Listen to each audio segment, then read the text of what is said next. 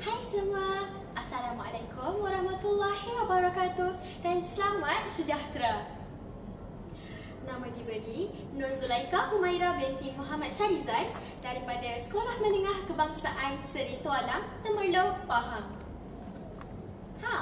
Hari ini saya ingin mengkongsikan sebuah lisensi buku yang bertajuk English itu Mudah. Buku ini menjadi panduan pembelajaran bahasa Inggeris yang sangat sesuai untuk semua peringkat umur, tak terkecuali pelajar seperti saya.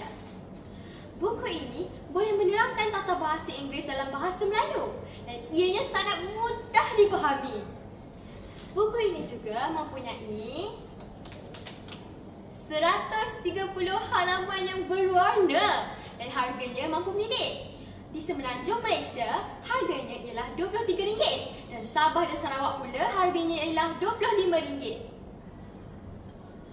Bagi mereka yang baru mula belajar atau masih keliru dengan struktur ayat bahasa Inggeris, buku ini boleh menjadi rujukan anda.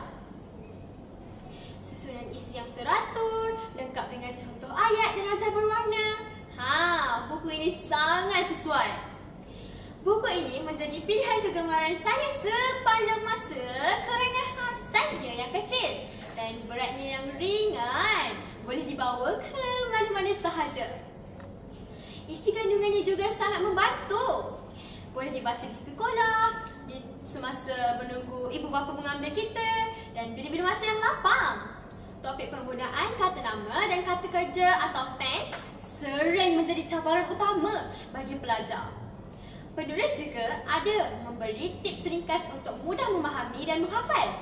Bagi saya, buku ini sangat berbaloi untuk dimiliki dan sesuai menjadi rujukan tambahan untuk meningkatkan lagi penguasaan bahasa Inggeris. Bagi saya, buku ini tiada kekurangan kerana saya sering menjadikan buku ini sebagai rujukan utama saya apabila musim peperiksaan menjelang tiba. Jadi, sekian, terima kasih dan terima kasih kerana menonton video saya.